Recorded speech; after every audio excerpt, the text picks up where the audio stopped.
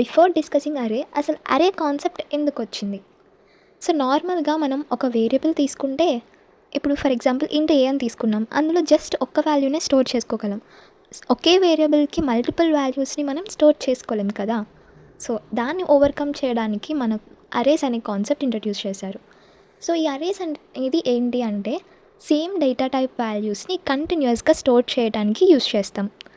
So remember, అరే index ఎప్పుడూ కూడా 0 నుండి స్టార్ట్ అవుతుంది.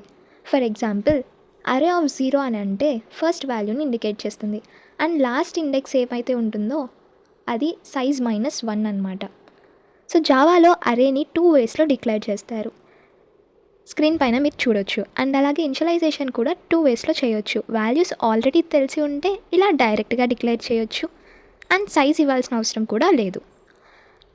ఒకవేళ వాల్యూస్ లేటర్ ఇవ్వాలి అంటే సైజ్ యూస్ చేస్తాం, లేదు అంటే యూజర్ నుంచి కూడా ఇన్పుట్ తీసుకోవచ్చు. అది నేను నెక్స్ట్ వీడియోలో చెప్తాను. Wait for part 2. ఒకవేళ ఇప్పుడు AR ఆఫ్ 5ని నేను యాక్సెస్ చేయాలని చూస్తే నాకు ఎర్రర్ వస్తుంది, ఎందుకంటే లాస్ట్ ఇండెక్స్ 4 కదా. I hope you understand. So do follow for more videos. Stay tuned for next part.